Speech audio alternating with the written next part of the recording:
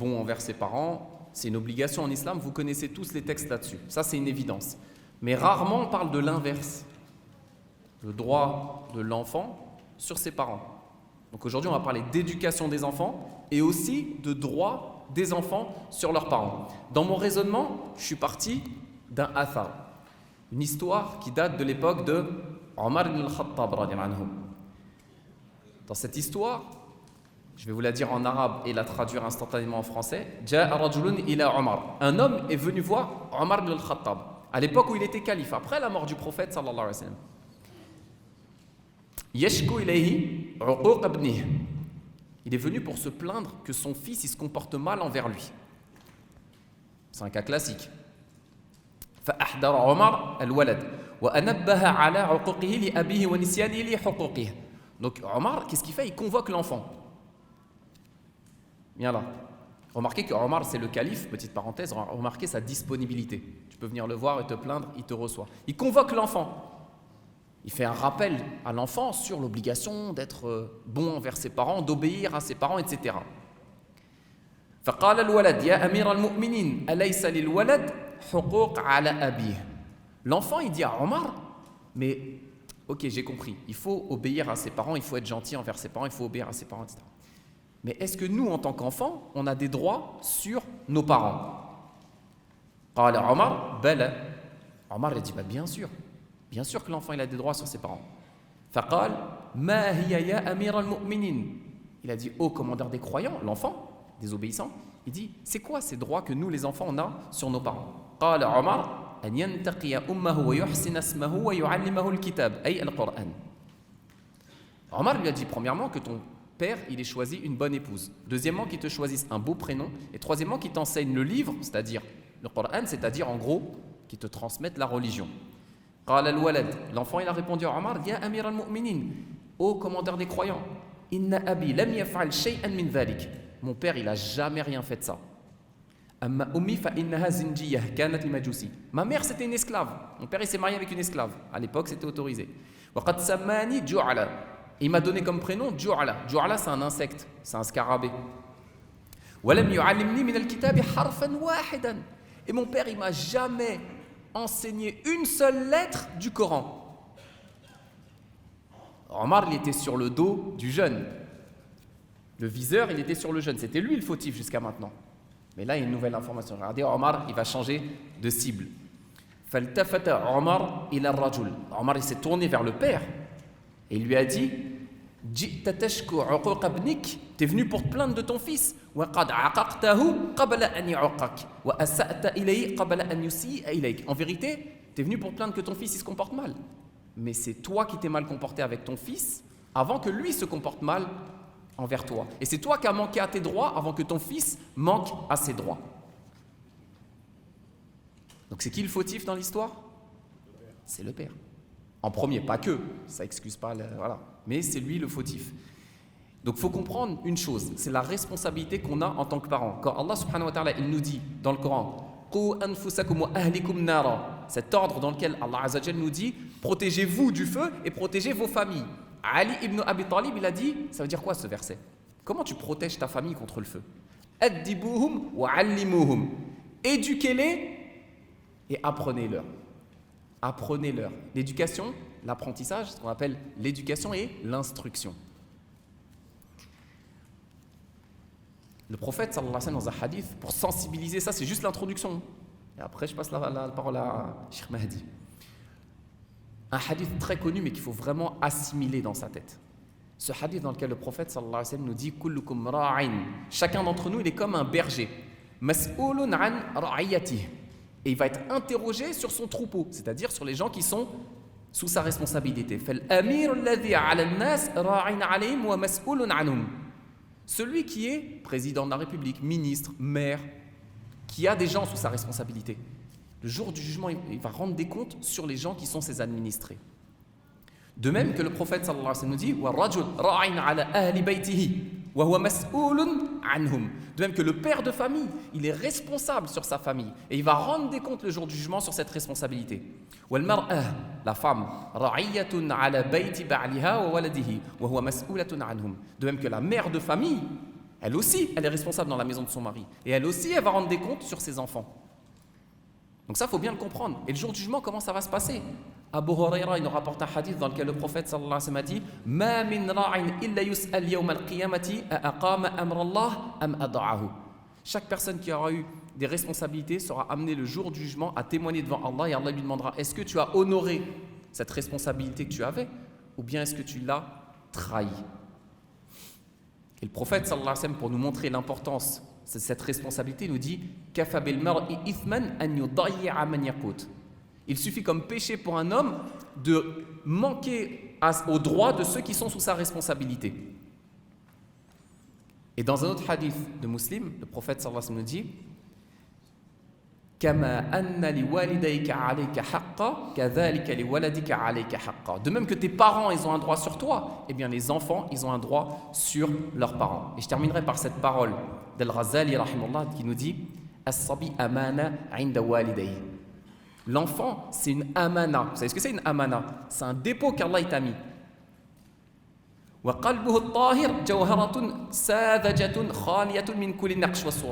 Et son cœur à l'enfant, il est vierge. Il est vierge. Ce que tu vas mettre dedans, c'est ça qui va déterminer sa personnalité. Comment tu vas l'éduquer, c'est ça qui va déterminer sa personnalité. Et son cœur à l'enfant, il va pencher vers ce vers quoi toi tu vas le faire pencher en tant que parent. Si tu éduques ton enfant dans le bien, ton enfant il sera bon, Inch'Allah. Et ses parents seront heureux dans ce bas monde et dans l'au-delà, Inch'Allah. Par contre, si tu habitues ton enfant au mal, tu lui montres le mauvais exemple. Et tu le négliges comme on néglige des animaux. L'enfant et ses parents seront malheureux dans ce bas monde et dans l'au-delà. Donc je résume ce que j'ai dit en introduction, 3 points. L'obéissance aux parents, en vérité, ce n'est pas un dû, c'est quelque chose qui se mérite. Première chose. Deuxième chose, les enfants, c'est une amana. Prenons-en conscience. Et troisième chose, les enfants sont des éponges, dans le bon sens du terme, dans le sens laudatif du terme. Un enfant, c'est une éponge. Tout ce que tu vas lui montrer, il va le refaire. Bon exemple, il sera bon. Mauvais exemple, il sera mauvais. Mahdi, je te laisse la parole. Alhamdulillah, wa salatu wa salam ala rasulillah wa ala alihi wa sahbihi wa man walah. Rabbi shrah li sadri wa yassir li amri. Wahlul 'uqdatan min lisani yafqahu qawli amma ba'd. Mes frères, mes braves, mes lions, normalement ça devrait être comme ça. Un musulman, c'est un lion, c'est un brave, c'est quelqu'un qui prend ses responsabilités. C'est quelqu'un qui sait que le regard de sa majesté Allah subhanahu wa ta'ala est perpétuellement sur lui. Le croyant, il n'a vraiment pas le temps de se laisser aller justement à l'insouciance. Le croyant, il fait attention à chacun de ses faits et gestes. Il y a trop de douleur, d'angoisse, de tristesse auprès de nos enfants. À chaque fois que je vois un jeune dans la rue, à chaque fois que je vois un jeune dans un corner, à chaque fois que je vois un jeune qui deal, à chaque fois que je vois un frère avec une sœur dans la rue en train de marcher main dans la main alors qu'ils ne sont pas mariés, mon cœur saigne, j'ai mal au cœur. Et un croyant normalement constitué devrait saigner de la même manière. Comment tu peux voir ta sœur, la fille de Ammi, la fille de ma tante, etc., subhanallah, dans le haram? Comment peut-on accepter cette chose-là? Et à chaque fois que je vois les exemples que je viens de vous citer, la première chose qui me vient à l'esprit, où sont les parents? Où sont les parents? Comment tu peux avoir un enfant, subhanallah, qui est dans un corner en train de vendre ou en train de guetter, et les parents, ils sont où? Comment tu peux voir un frère, subhanallah, qui est en train de faire n'importe quoi, qui est en train d'écouter n'importe quoi, et tu te poses la question, les parents, ils sont où? Faire des enfants, quelle responsabilité! On ne peut pas accepter cette chose-là. Et si vous devez vous questionner, vous voyez ce type de méfait et que votre cœur ne bouge même pas, vous ne ressentez absolument rien, que vous sentez en fait que les battements de vos cœurs sont arrivés en flat line, à savoir qu'il n'y a plus aucun mouvement, posez-vous la question de votre foi, de votre implication religieuse. Alors, lorsque je vois mes petits frères en train de faire n'importe quoi et mes petites sœurs en train de faire n'importe quoi, bien entendu qu'il y a la responsabilité des parents, c'est la base. يقول النبي عليه أفضل الصلاة وأزكى التسليم كل مولود يولد على الفطرة chaque enfant, nous dit le prophète, alayhi salatu wassalam, chaque nouveau-né, nous dit le prophète bien-aimé, le prophète de l'islam, le modèle pour l'humanité. Il nous dit que chaque enfant, il naît selon la saine nature. Tu as un logiciel, il est propre, tu es au top. Tu es enclin à adorer Allah subhanahu wa ta'ala. Tu es enclin à aimer la religion, la droiture et la vérité. Tu es enclin à cela. Fa'abawahu, c'est ses parents, yuhawwidan, qui en font un juif. Wa yumajjisan, qui en font un zoroastre. Ou yunassiran, qui en font un chrétien. Mes frères, mes sœurs, vous êtes nés avec un bête de logiciel. Vous êtes nés de la plus belle des manières. Alhamdulillah Rabbil Alamin, même lorsque vous êtes au fond du péché, même lorsque vous êtes en train de faire les 4000 coups, même lorsque vous êtes en train de vous souiller et de corps, et de cœur, et d'esprit, il y a une petite voix au fond de vous qui vous dit « Mais qu'est-ce que je suis en train de faire? C'est pas ça que j'ai envie de faire. J'ai envie d'être opérationnel, j'ai envie de me rapprocher de mon Créateur, de mon Seigneur, j'ai envie de me rapprocher d'Allah, et j'ai envie de prendre l'islam comme modèle, j'ai envie de prendre Mohammed ibn Abdullah comme exemple. » Cette petite voix, elle est là. Parce que vous êtes nés avec la saine nature, parce qu'Allah subhanahu wa ta'ala nous a créés de la meilleure des façons. Mais nos parents, ils ont fait n'importe quoi. Donc si tu connais les paroles de PNL, de Joule ou de je ne sais pas quoi, c'est de ta faute. Mais les parents, ils ont vu, ils savent ce que nous sommes en train de faire. Nous ne sommes pas dans une société qui est foncièrement respectueuse des vertus, de la famille. Nous ne sommes pas respectueux de toutes ces choses-là dans cette société. C'est une société qui est véritablement dans la liberté la plus absolue. Néanmoins, nous avons un choix. Et le choix, vous l'avez fait aujourd'hui de venir écouter Qala Allah, Qala Rasoul. Ça, c'est une réalité. Il a cité Omar ibn Khattab radiallahu anhu arda dans un athar, j'ai envie d'en citer un autre. Il y avait le fils de Amr ibn al-As radiallahu anhuma. Amr ibn al-As, c'est celui qui s'est converti à la même époque au Khalid ibn Walid, en l'an 7 à peu près de l'Égypte. Et Amr ibn al-As, c'est celui qui a conquis le Maghreb, dont l'Égypte. Et c'était le gouverneur d'Égypte. Un jour, le fils de Amr ibn al-As, il a fait une course avec un copte. Un copte, c'est un chrétien d'Égypte. Et qu'est-ce qu'il a fait, le copte? Il a gagné la course. De rage, il est venu et il a frappé Amr ibn al-As, le fils de Amr ibn al-As, il a frappé le copte. Comment ça, toi, l'esclave? Tu viens, tu me bats à la course? Tu sais pas qui je suis? Allahu Akbar. Qu'est-ce qu'il fait le copte? Il est parti à Médine. Il quitte l'Égypte, il va jusqu'à Médine. Auprès de qui, à votre avis? Auprès d'Al-Farouq. Man huwa Al-Farouq? C'est qui Al-Farouq? C'est celui qui discerne entre le bien et le mal, entre le halal et le haram. Omar ibn Khattab radiallahu anhu arda. Omar. Ah, Omar. On en a besoin des Omar. On en a besoin des Omar à notre époque. C'est trop. Les gens, ils font n'importe quoi.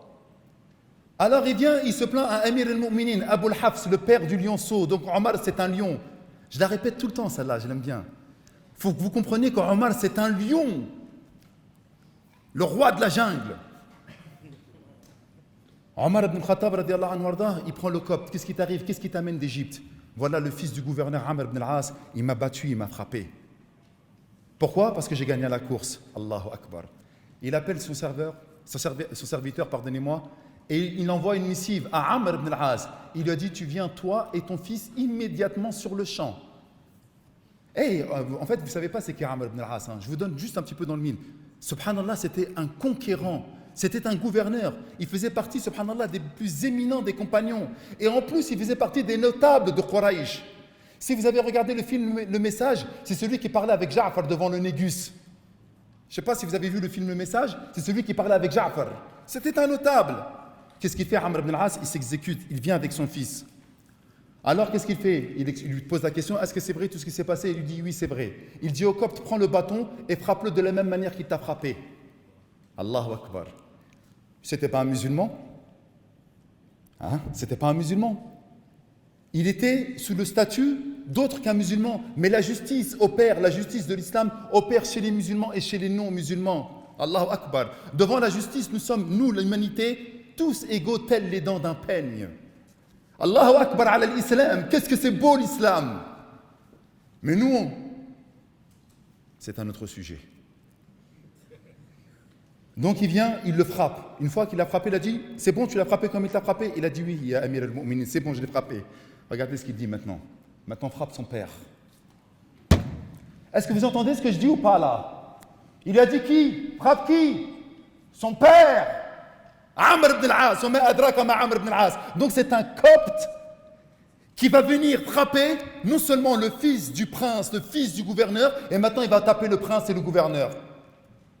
Et là il lui dit non, je ne vais pas le frapper. Ça y est, j'ai frappé celui qui m'a frappé, je n'ai pas besoin de frapper le père.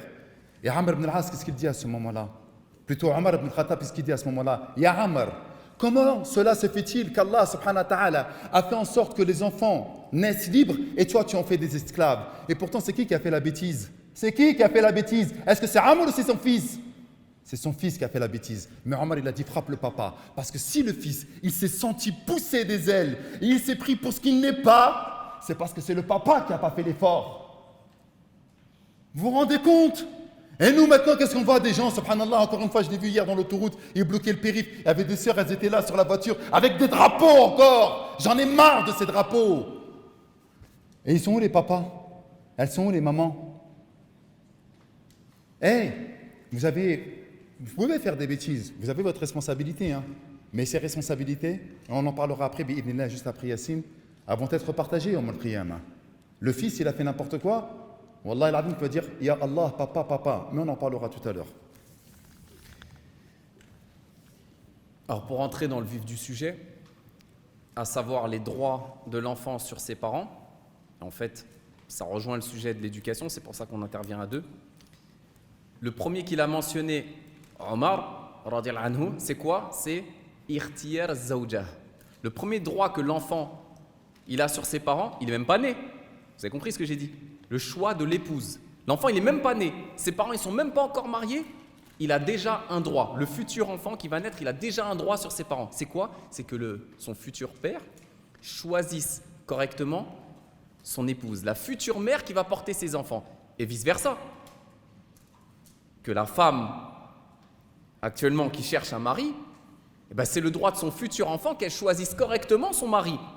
Que ce soit un bon père de famille, un bon futur père pour ses futurs enfants. Ça, c'est le premier droit que l'enfant il a. On n'est même pas encore à l'étape où il est né. Le prophète, sallallahu alayhi wa sallam, il nous donne la recette. Il nous dit en général, on se marie en général avec une femme pour 4 raisons.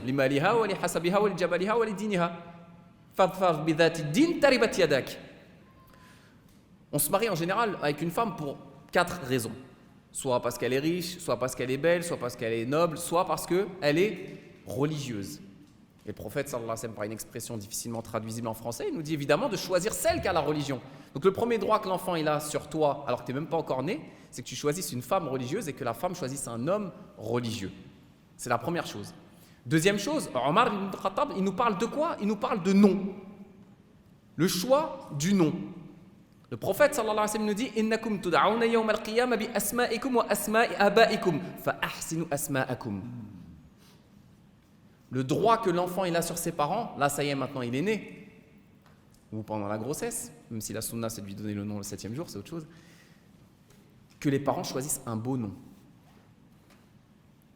Vous savez, les Arabes ils partaient du principe, et c'est pas que dans la culture arabe, que le prénom que tu as, il va influencer ta manière d'être. Je reprends l'exemple de Cheikh Mahdi. Tu t'appelles Omar, Al-Farouq. Ça doit t'influencer dans ton comportement. C'est pas normal qu'on ait des Omar en prison, des Omar qui vendent de la drogue. Ah, c'est pas normal. Tu t'appelles Omar. Ou tu as un nom de prophète. Tu t'appelles Mohammed. Ça doit t'influencer normalement dans ta façon d'être. Tu dois chercher à ressembler à celui qui porte le même prénom que toi, Mohammed sallallahu alayhi wa sallam.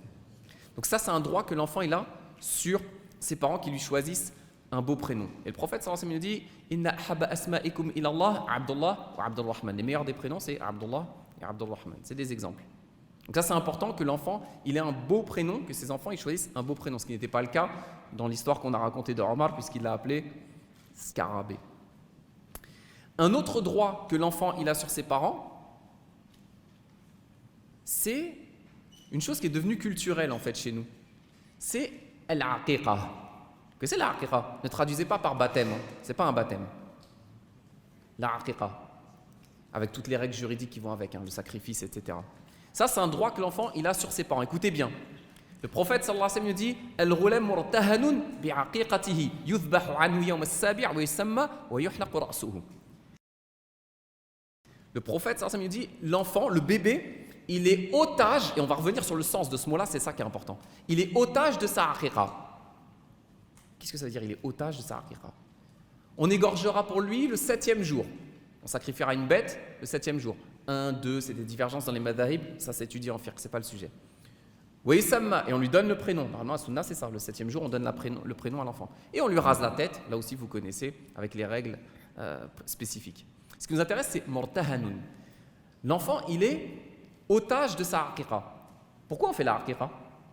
Est-ce que quelqu'un s'est déjà demandé quelle est la sagesse derrière? Parmi les noms d'Allah Azza wa Jal, Al-Hakim, le sage, il ne prescrit rien par pur hasard. Pourquoi il nous a prescrit une aqiqa pour les enfants? Ibn al-Qayyim, il nous dit إن المرهون بمعنى أن العقيقة تكون سببا لفك المولود من حبس الشيطان الذي يعلق به عند ولادته. Allahu Akbar. Pourquoi on fait la aqiqa aux enfants? Parce qu'un enfant, est-ce qu'il peut se défendre tout seul contre le diable? Contre les shayatines, les djinns? C'est un droit qu'il a sur ses parents, que ses parents fassent les causes pour qu'il soit libéré de l'emprise que le diable a sur lui. Or, le prophète, sallallahu alayhi wa sallam, quand il nous dit que l'enfant, le bébé, il est otage de la aqiqa que ses parents feront pour lui, c'est parce que la aqiqa, elle va libérer le bébé de l'emprise que le diable a sur lui. Allahu Akbar.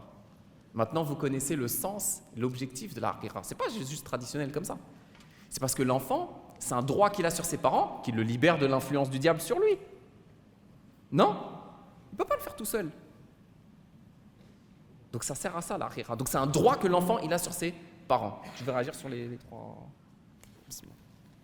Tu vas en rajouter un? Non, je fais les deux après. D'accord. Très rapidement. Les frères, il a cité, selon la parole de Omar, beaucoup d'istimbatat, beaucoup d'enseignements. Parmi les premiers enseignements, c'est le choix de l'épouse et le choix de l'époux. On en a parlé plusieurs fois. Les frères, nous sommes tous issus d'une relation d'un homme et d'une femme.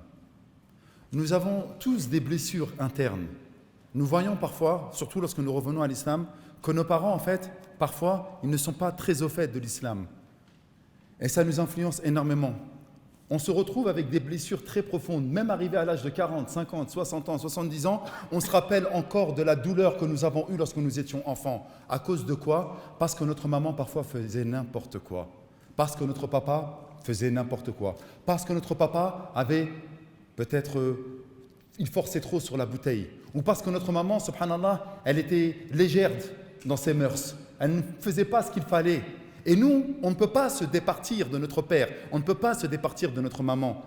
Parfois, on aurait voulu, subhanallah, lorsqu'on revient à l'islam tardivement, 30 ans, 40 ans, on regarde notre papa et on voit, subhanallah, des petits de 5 ans, 7 ans, 8 ans, 10 ans, psalmodier le Coran de la plus belle des manières. Et nous, on est encore en train de déchiffrer la parole d'Allah. Et là, on regarde papa, maman. Mais papa, maman, pourquoi tu ne m'as pas mis à l'école arabe parce que j'étais petit? Lorsque ma mémoire, subhanallah, elle était vive. Lorsque chaque lettre que je reprenais, c'était gravé dans du marbre. Pourquoi tu n'as pas fait l'effort de me mettre là-dedans?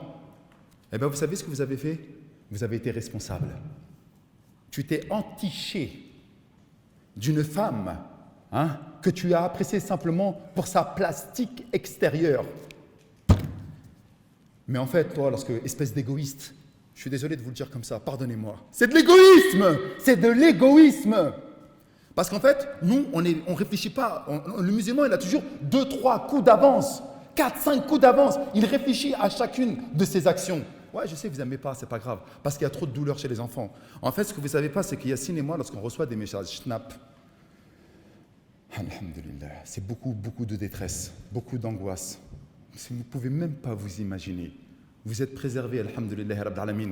Mais lorsque la misère de notre communauté se déverse dans nos snaps, c'est tellement difficile à supporter. Tu t'es entiché d'une femme, une sœur, lorsqu'elle s'entiche d'un homme. Quelqu'un qui ne va même pas assumer, qui va continuer alors qu'il s'est marié à rester avec ses potes jusqu'à je ne sais pas quelle heure le soir, qui n'assume même pas sa femme, qui passe plus de temps avec ses potes ou qui passe plus de temps dans la chicha ou à jouer ou à dépenser son argent dans les choses qui sont illicites. Pourquoi? Parce qu'elle s'est entichée de lui, simplement par rapport à sa plastique extérieure également à l'homme. Il était beau, il avait un regard ténébreux. Mais tu n'as pas pensé à ta fille, Tu n'as pas pensé à ton fils. Comment un musulman, subhanallah, il ne peut pas avoir 2-3 coups d'avance? Comment est-ce possible, mes frères? Vous savez tous que nous avons des angoisses lorsque nous étions petits. Vous savez tous comment nous avons été élevés. Lorsque tu laisses, subhanallah, tellement, il y a des sœurs, Allah al-Musta'an. Je suis désolé, Yassine, je suis obligé d'en parler. Lorsqu'il y a des sœurs, elles sont tout le temps sur leur téléphone, hachek, leur saleté, leur souillure. C'est une souillure, le téléphone. Et miskin, le petit, tu vois, il pleure. Il pleure pourquoi? Masha'Allah, il est propre sur lui. Il a bien mangé. Mais il pleure parce qu'il veut l'attention de sa maman. Sa maman, elle ne veut pas de l'attention. Elle a besoin de liker et de se faire liker. Elle a besoin de se montrer. Qu'est-ce qu'elle fait? Choisissez bien les mamans et les frères. Hein. Vous les braves, mes lions là. Les lions, vous êtes des musulmans. Vous êtes des braves parmi les braves. Vous êtes les serviteurs du miséricordieux. Vous êtes les serviteurs d'Allah. N'oubliez jamais que si vous êtes ici, c'est parce que vous êtes invités par le tout-puissant Allah. N'oubliez jamais ça. Ne soyez pas négligents. Ne trahissez pas vos enfants. Elle va le mettre devant l'iPad avec des images qui lui détruisent les neurones. Juste pour qu'elle puisse avoir la paix. Pourquoi, mes frères, vous avez choisi ce choix-là? Pourquoi? T'as pas réfléchi, subhanallah, qu'elle devait éduquer tes enfants, que ça allait être elle, la mère de tes enfants? T'as pas imaginé un jour rentrer, subhanallah, à la maison et tu vois ta fille, voilà ton fils, voilà peut-être 2 de tes enfants, avant de manger, ils disent Bismillah, Allahumma barik lana fihi wa at'imna khayran minhu. Quelle beauté, quelle fierté, quel honneur! T'es là, toute la journée, t'es dehors, etc. T'avais pas le temps de voir tes enfants ni de les éduquer. Mais là, tu rentres, tu vois tes enfants, mashallah, en train de faire cette dua. Et là, tu regardes ta femme avec des yeux remplis d'amour, de fierté. Ah, masha'Allah, qu'Allah il m'a bien aimé, qu'Allah il m'a béni d'avoir choisi cette femme-là. Elle s'occupe correctement de tes enfants. Pareil, subhanallah, des fois il y a des sœurs, elle nous dit j'aimerais tellement que mon mari prenne mon fils. Elle, masha'Allah, elle aime le dîn. Elle aime Allah et son messager, peut-être tardivement, peut-être qu'elle s'est repentie, qu'elle est revenue tardivement. Mais son mari, il est très très loin de cela. Elle a dit, je rêverais que mon mari prenne mon fils et qu'il l'emmène à la mosquée, subhanallah. Voir mon fils avec un petit qamis et aller faire takbiratul ihram à la mosquée avec les croyants. Qu'est-ce que j'aimerais cette chose-là? Mais non, elle a choisi un mec quoi? Mashallah, qui avait une grosse montre, qui était, mashallah, attiré par les belles voitures, par l'aspect mondain de cette vie d'ici-bas. Il adorait les voyages à Dubaï. T'étonne pas qu'il ne soit pas un bon modèle pour ton fils. Voilà pour ta fille. Les frères, vous faites n'importe quoi. Arrêtez de kiffer la plastique. Wallah, la plastique, elle disparaît. 2 ans, 3 ans, c'est fini. La femme, tu la connais par cœur. L'homme, tu le connais par cœur, sous toutes les coutures. C'est du mytho. Mais vous êtes tombé là-dedans parce que vous avez regardé simplement que le premier abord. Et des fois, vous avez donné quoi comme prénom? Tu as vu lorsque tu as dit, tu l'appelles Omar, Abu Bakr, Bilal, Suhaib. Tu lui donnes des vrais noms. Le gars, il dit, attends, c'est quoi mon prénom? Qu'est-ce que ça veut dire? Et lorsqu'il va regarder le nom qu'il porte, il va sortir, il va dire, Masha'Allah. Mais lorsque tu l'appelles Kylian, mais oui les gars, il faut prendre des noms, machallah, consonance américaine, il faut que ça glisse sur le CV. Vous étonnez pas. Vous étonnez pas. Je suis désolé, on le dit avec beaucoup de plaisanterie, c'est vrai. Mais wallah, que le prénom, c'est magnifique. C'est magnifique. Fadal. Très important, essentiel. L'enfant, là, que vous situiez où j'en suis dans le plan, il est encore petit, parce qu'on va faire étape par étape. Là, l'enfant, il est petit. Comme je l'ai dit tout à l'heure, il ne peut pas se défendre tout seul contre les diables, les djinns, etc. Donc, un droit qu'il a sur ses parents, c'est que ses parents, ils lui fassent les doigts au quotidien. Est-ce qu'il peut faire les doigts de protection matin, soir, etc. l'enfant? Il ne peut pas. Je parle d'un petit enfant, bébé. Donc, c'est ses parents qui vont lui faire. Qui nous a montré l'exemple? Le prophète sallallahu alayhi wa sallam. كان النبي صلى الله عليه وسلم يعوذ الحسن والحسين يقول أعوذ بكلمات الله التامة من كل شيطان وهمة ومن كل عين لامة. Le prophète sallallahu alayhi wa sallam, il prenait ses petits-enfants, le Hassan et le Hussein, et les savants disent qu'évidemment il le faisait aussi avec ses enfants, mais le hadith nous parle des petits-enfants. Il prenait ses petits-enfants et il leur récitait des doigts de protection. Et vous savez ce qu'il disait? وَكَانَ أَبُونَا إِبْرَاهِيمَ يُعَوِّذُ بِهَا إِسْمَعِيلُ وَإِسْحَاقَ. Ainsi faisait notre ancêtre Ibrahim avec ses enfants. Il les prenait tout petits, il leur récitait des doigts de protection. Tout le monde peut le faire. Tout le monde. Surat al-Fatiha le matin, Ayat al-Kursi, 2 derniers versets de Surat al-Baqarah, 3 fois Ikhlas Falaq Nas, Allahu Akbar. La protection contre tout mal. Donc ça, c'est un droit que l'enfant, il a sur les parents, que les parents lui fassent ça matin et soir, jusqu'à ce qu'il soit en âge d'apprendre tout seul. Un autre point très important, l'enfant, il a un droit sur ses parents que ses parents le fassent grandir dans un environnement sain. Un environnement sain, une maison saine. Le prophète sallallahu alayhi wa sallam, il nous dit dans le hadith « La taj'alu buyutakum maqabir » ne faites pas de vos maisons des cimetières. « Inna ash-shaytan yafiru min al-bayt alladhi tuqaru fihi surat al-Baqarah » Le diable fuit la maison dans laquelle on y récite le Coran en général et particulièrement surat al-Baqarah. Mais si les parents, ils mettent la musique, si les parents, ils mettent la télé-réalité, si les parents, ils mettent Netflix et compagnie, à votre avis, c'est des anges qui vont ramener dans la maison ou plutôt des djinns? Je pense que c'est évident. C'est un droit de l'enfant que ses parents ne fassent pas ça. Tu ne peux pas te plaindre que ton enfant il est mal élevé si tu l'as fait grandir dans cet environnement-là. C'est logique. Troisième point, et je laisse la parole, un point qui est très important, un droit que l'enfant il a sur ses parents, c'est ar-rizq at-tayyib. Le fait que l'enfant, c'est son droit sur ses parents, et particulièrement sur son père, parce que c'est lui qui est responsable, qu'il soit nourri avec du halal. Ça vous paraît évident? Vous croyez que manger halal, c'est que de la viande halal? Vous croyez que c'est ça? Dans le Bukhari, le prophète sallallahu alayhi wa sallam nous dit La ya'tiyanna 'ala an-nasi zaman, va venir un temps. Et on est dedans. La yubali al-mar'u bima akhadha al-mal, am min halal, am min haram. Viendra un temps où les gens ils vont même plus se soucier d'où est-ce que provient leur argent. D'une source halal ou d'une source haram. Donc non seulement tu es un parent, tu prends de l'argent haram d'une voie qui est illicite, mais Allahu Akbar, tu vas nourrir tes enfants avec. Ou tes parents dans certains cas, Allahu Akbar, tu vas rendre des comptes parce que c'est un droit que l'enfant il a sur toi que tu le nourrisses avec de l'argent, avec de la nourriture que tu as achetée avec de l'argent halal, pas simplement la viande halal. La nourriture doit provenir, l'argent qui sert à acheter cette nourriture doit provenir d'une source halal. Attends, juste je rajoute celui-là, il va avec. Puisque je suis dans l'argent, c'est un droit aussi des enfants sur leurs parents, an-nafaqa. Le fait que les parents doivent dépenser, notamment le père, doit dépenser pour ses enfants. Bil ma'ruf, selon la convenance. Allah subhanahu wa ta'ala il dit wa 'ala al-mawludi lahu rizquhunna wa kiswatuhunna bil ma'ruf. C'est une obligation pour le père de famille d'entretenir ses enfants, de dépenser pour eux, de ne pas les laisser comme ça, sans vêtements décents, évidemment selon les moyens. Bil ma'ruf, c'est-à-dire selon les convenances, selon aussi les moyens du père et de la mère. Et le prophète sallallahu alayhi wa sallam, dans la fameuse histoire avec Hind, la femme d'Abu Sufyan, à la fin du hadith, il lui a dit quoi? Khudhi ma yakfik wa waladik bil ma'ruf. Prends à ton mari, dans son portefeuille, ce qui te suffit pour toi et pour tes enfants.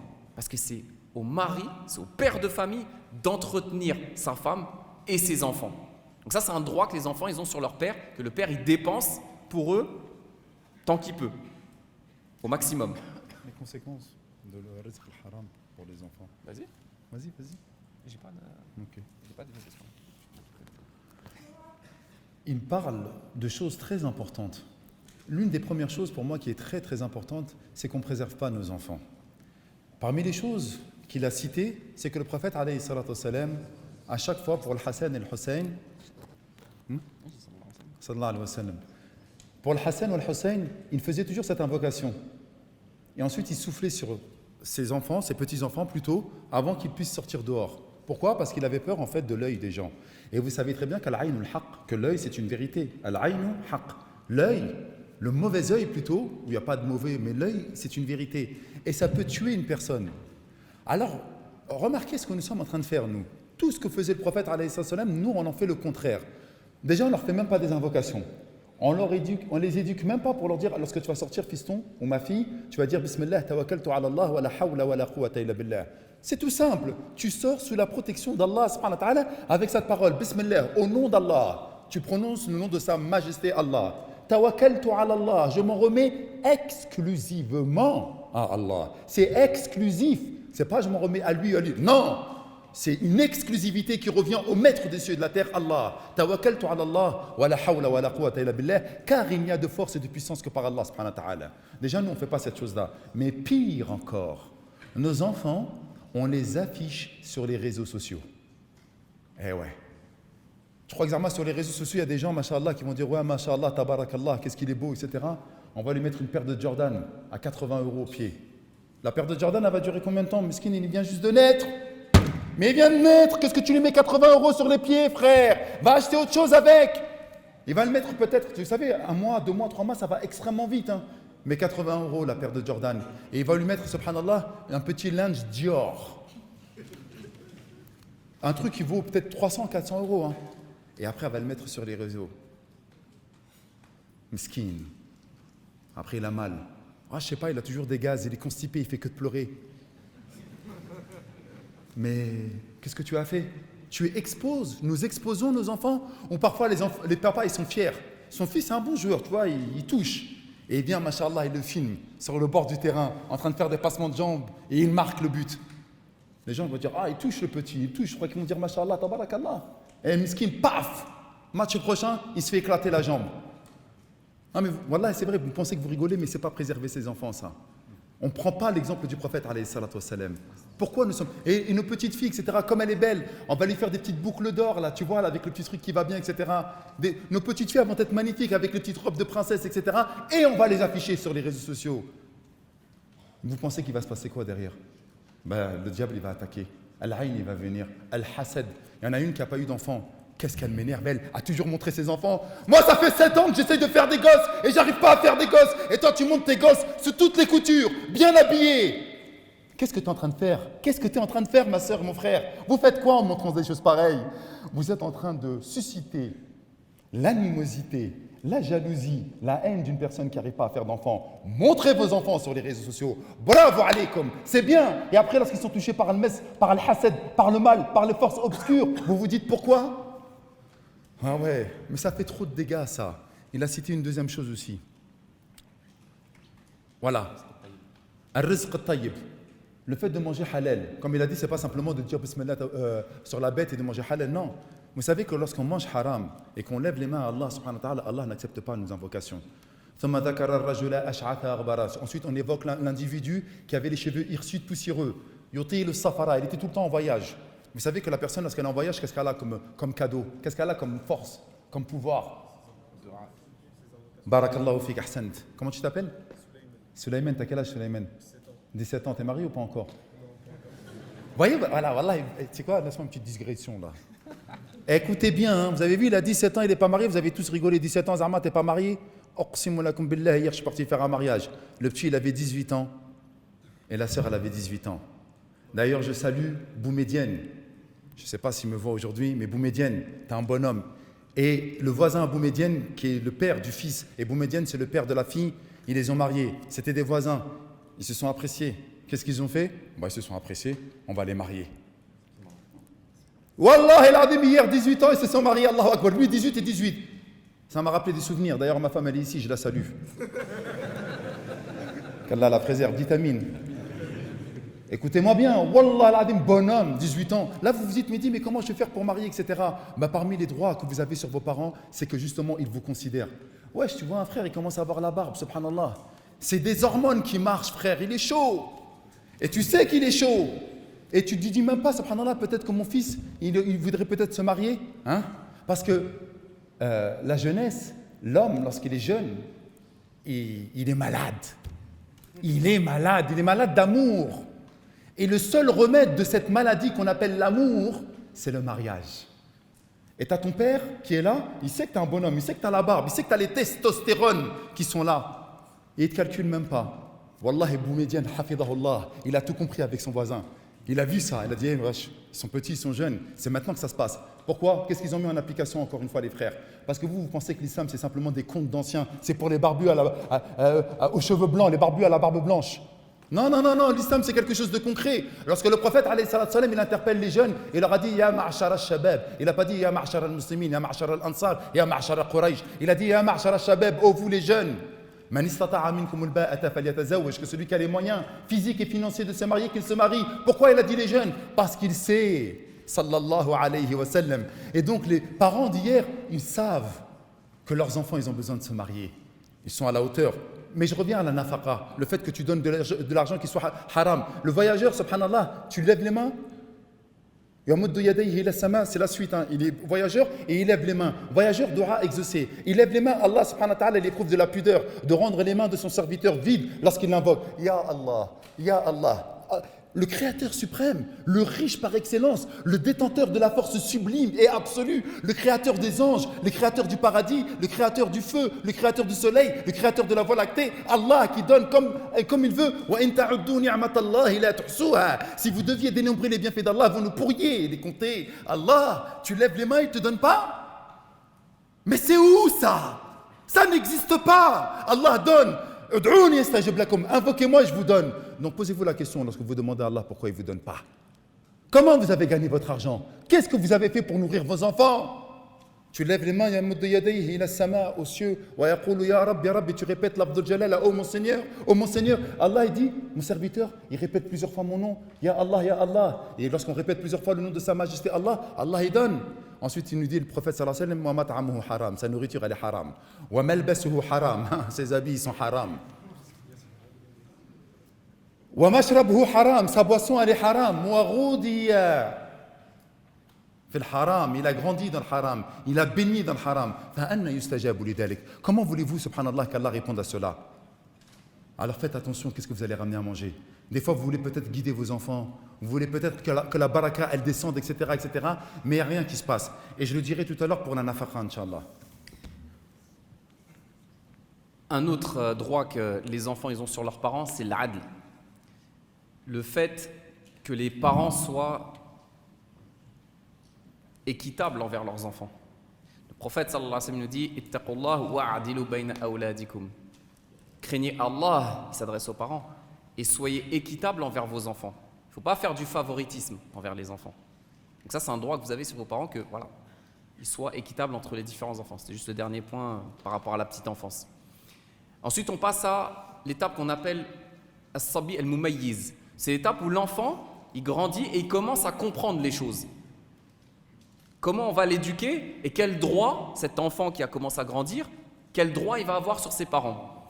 Le premier des droits, et c'est pas moi qui le dis, et c'est pas Mahdi qui va le dire, c'est Allah subhanahu wa ta'ala dans le Coran qui nous le raconte. Le premier des droits que ton enfant il a sur toi quand il commence à comprendre les choses, c'est que tu lui enseignes, comme Omar l'a dit, la religion, dans le sens. Et on a le meilleur des exemples dans le Coran, Luqman. Par quoi il a commencé l'éducation de son enfant quand son enfant il a commencé à être mumayyiz? وَإِذْ قَالَ لُقْمَانُ لِابْنِهِ وَهُوَ يَعِظُهُ يَا بُنَيَّ لَا تُشْرِكْ بِاللَّهِ إِنَّ الشِّرْكَ لَظُلْمٌ عَظِيمٌ بَدَأَ بِالتَّوْحِيدِ يَا بُنَيَّ. Tiens, une petite parenthèse, un droit que l'enfant il a sur ses parents, c'est que ses parents soient doux avec lui. Ya bunayya en français, je ne sais pas comment on peut traduire.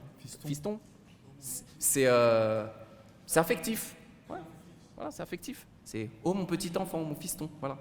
Ça s'adresse avec. C'est un droit. Petite parenthèse refermée. Alors qu'il l'exhortait, oh mon enfant, oh mon petit-fils, oh mon fiston, ne donne pas d'associé à Allah Azza wa Jal. Parce que le shirk, c'est la plus grande des injustices. Allah t'a créé seul et tu vas lui donner un associé. Regardez par quoi il a commencé. Et pourquoi je vous dis ça? Bon, parce que c'est dans le Coran, certes. Mais parce que, je ne sais pas, regardez autour de vous. Je ne vais pas dire que c'est la majorité des cas. Mais j'ai énormément de gens autour de moi qui, quand tu leur demandes, tiens, t'as appris où la prière, toi? Ou le Coran, t'as appris où? Ils te disent, j'ai appris tout seul. Je parle des musulmans d'origine, pas les convertis. Hein. Je parle des musulmans d'origine. Tu parles avec eux, t'as appris quand à faire après? J'ai appris quand j'avais 18 ans. J'ai acheté un livre à la Maktaba et j'ai appris tout seul. Alors que tes parents sont musulmans, oui. C'est pas un cas, deux, trois. Je vais pas dire que c'est la majorité. Allahu alam. J'ai pas fait de statistiques. Mais en tout cas, énormément de cas autour de moi. Des sœurs, elles arrivent à 20 ans, 25 ans, elles savent même pas qu'une fois par mois, elles doivent faire le rousl. Donc on commence par quoi? At-tawhid. Enseigner à l'enfant aussi quoi? Selon l'exemple de Luqman, pas selon moi. Selon l'exemple de Luqman qui est cité dans le Coran, Ya bunayya innaha in takum mithqala habatin min khardalin fatakun fi sakhatin aw fi samawati aw fil ard ya'ti biha Allah. Inna Allah latifun khabir. Faire prendre conscience à l'enfant avec des mots simples et avec pédagogie qu'on est tous voués à retourner vers Allah Azza wa Jal et lui insuffler dans son cœur ce sentiment qu'on appelle al-muraqaba. Le fait qu'Allah subhanahu wa ta'ala il t'observe, il t'entend, il voit tout, il sait tout. Si on réussit à mettre ça dans le cœur de nos enfants, wallah, on a gagné. Pourquoi? Parce que l'enfant, quand il est tout seul, et que tu n'es pas derrière lui pour le surveiller, s'il a ce sentiment qu'Allah subhanahu wa ta'ala le voit et l'entend, et c'est tout, est-ce qu'il va vous désobéir? Petit comme grand? Jamais. Parce qu'il aura ça dans le cœur. Mais ça, il faut le faire dès qu'il est tout petit. Insuffler ça dans le cœur. Et quand on parle d'enseignement religieux, il faut comprendre un truc. Le père, la mère, ce n'est pas des profs de fiqh. On n'apprend pas à un enfant la religion en l'asseyant devant un tableau, en lui disant alors les obligations des ablutions, c'est kada. Les obligations du roux, c'est la prière. Comment on apprend à un enfant? Billahi alaykoum. Le meilleur moyen d'apprendre à un enfant, fait devant lui. Vous avez tous des petits frères, des petites sœurs ou des enfants les plus âgés. Vous voyez que vous priez devant un enfant, une fois, deux fois, trois fois. Qu'est-ce qu'il va faire? Vos petits frères, petites sœurs, ils font quoi? Wallah, ils font la même chose que vous. On a dit quoi? C'est des éponges, les enfants, dans le bon sens du terme. Tu pries devant lui, tu lis le Coran devant lui, tu lui parles de tawhid, qu'est-ce qu'il va faire? Il va reproduire, il va mémoriser, il va assimiler et reproduire. Mais ça ne suffit pas. Tawhid, c'est la base. Al-Muraqabah, dans le cœur, très bien. Mais Luqman, il nous montre l'exemple. Qu'est-ce qu'il nous dit? Wa aqimis salah. Ya bunayya, aqimis salah. Oh mon petit enfant, fais la prière. Bah oui, les actes. L'islam, c'est quoi? I'tiqadun fil qalb, qawl lisan aussi, parole sur la langue, une croyance dans le cœur, une parole sur la langue. L'amal, les œuvres. Donc il pousse son enfant, on doit en tant que parents, c'est un droit qu'ils ont sur nous, les pousser en leur montrant l'exemple de la prière. Vous connaissez tous le hadith du prophète sallallahu alayhi wa sallam, Muru awladakum bis salati wa hum abna sab'i sinin. Enseignez à vos enfants la prière à partir de l'âge de 7 ans. Mais là encore, on va lui faire un cours de fiqh à l'enfant? Non.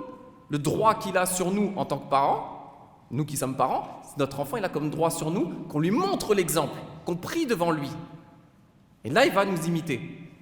Et ça ne suffit pas pour un enfant de lui montrer comment on prie. Ou de lui dire oui c'est obligatoire, le prophète sallallahu alayhi wa sallam l'a dit dans le hadith. À 7 ans ton enfant tu l'attrapes, tu crois qu'il va prier si tu lui dis ça? Jamais de la vie. Mais si tu lui montres l'exemple, et surtout que tu lui enseignes la hikmah derrière la prière. Inna as-salata tanha 'anil fahsha'i wal munkar. Pourquoi on prie mon fils? Pourquoi on prie ma fille?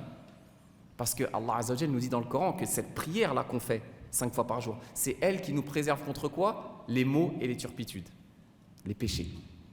Et cet enfant-là, si tout petit, il sait pourquoi il prie, quand il va grandir, eh ben c'est cette prière qui va le préserver et vous préserver contre son mauvais comportement. Wa aqimis salat li dhikri. Expliquer à l'enfant aussi que la prière, c'est pas simplement une adoration quelconque ou une tradition, c'est aussi un rappel. L'être humain, il a besoin au moins 5 fois par jour de se rappeler d'Allah. Sinon, il tombe dans quoi? Al-ghafla. T'oublies. Nasullah fa nasiyahum. Tu tombes dans l'oubli. Et celui qui tombe dans l'oubli, il n'a plus de limite. Rappelez aussi à l'enfant que la prière, c'est la première chose sur laquelle on va rendre des comptes le jour du jugement. Hadith de Tabarani. قال النبي صلى الله عليه وسلم إن أول ما يحاسب به العبد يوم القيامة من عمله صلاته. La première chose sur laquelle tu vas être interrogé le jour du jugement, c'est quoi? Là, c'est la prière. Il faut le dire à l'enfant, ça. Il faut dire à l'enfant que quand Ibn Mas'ud radhiyallahu anhu, il est parti demander au prophète sallallahu alayhi wa sallam ayyul amali ahabbu ila Allah. C'est quoi l'œuvre que Allah il préfère? As-salatu ala waqtiha.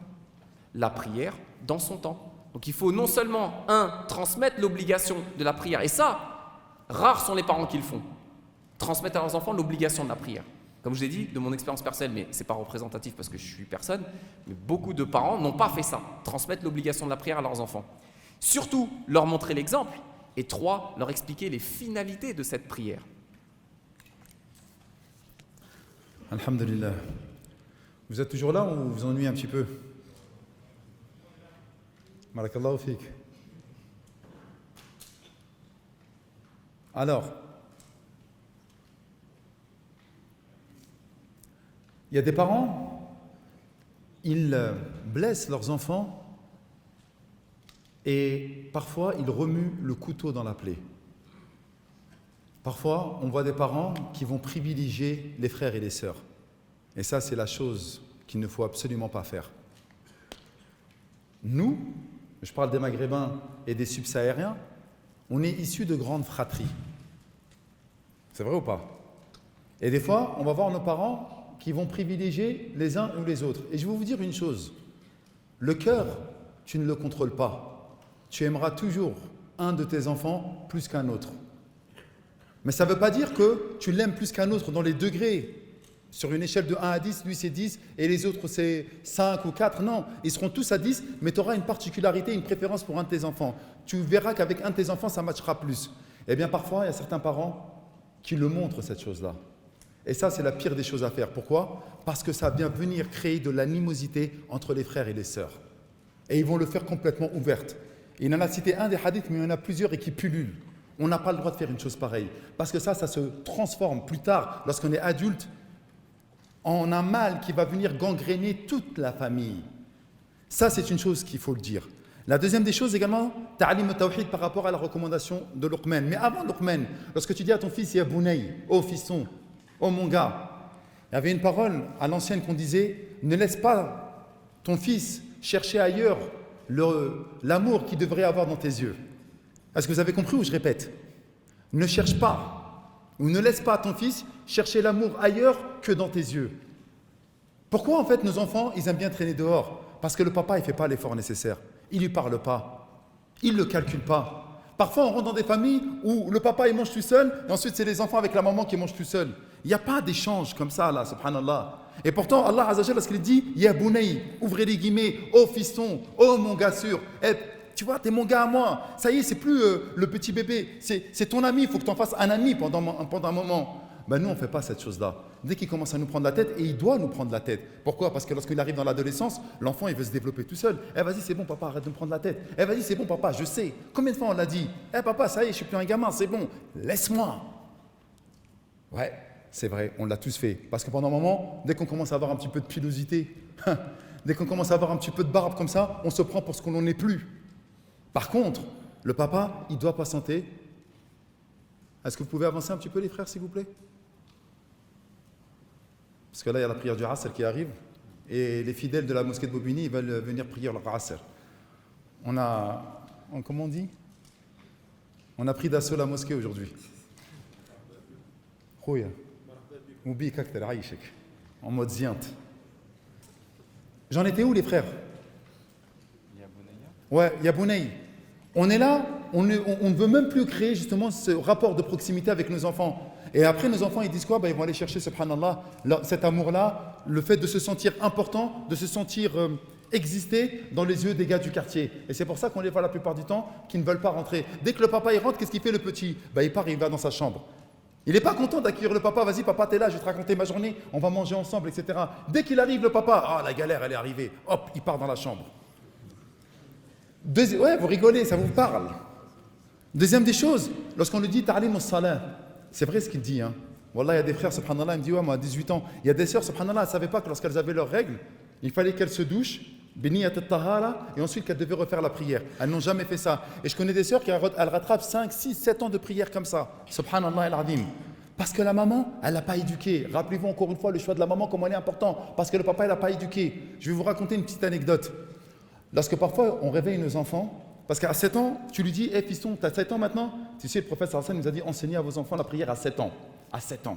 Tu as vu là, tu as 7 ans, tu choisis une prière dans la journée. Tu veux faire Dhahr, Asr, Maghrib, choisis la prière que tu veux. Il arrive à 8 ans, maintenant tu en as 2 dans la journée. Il arrive à 9 ans, maintenant tu en as 3 dans la journée. Il arrive à 10 ans, maintenant tu te lèves. Et tu le molestes s'il ne veut pas. Et il y a des anecdotes comme ça. Parce que le sobah, il est tôt. Là, comme là, il est à 4h30. Va lever ton ado. Fiston, lève-toi, c'est salette. Ok, j'arrive, papa. Tu reviens une deuxième fois parce qu'il ne s'est pas levé. Chitan, la couette, elle est lourde. Fiston, lève-toi. Ok, c'est bon, j'arrive. Et il commence à s'énerver.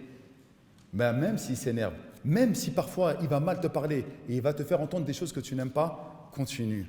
Parce que c'est son salut. Ne lâchez jamais l'affaire vis-à-vis de ça. Je ne sais pas si vous allez vous rappeler de ce moment, de ce que je suis en train de vous dire, les frères. Peut-être qu'il y en a qui sont mariés, peut-être qu'il y en a qui ont déjà des enfants, Allahu a'lam. Mais ne lâchez jamais l'affaire. Vous savez pourquoi? Parce que Wallah el-Azim, que votre fils, votre fille ne se gênera pas Yawm al-Qiyamah de dire mon père il m'a pas enseigné la prière. Wallah, qui ne se gênera pas.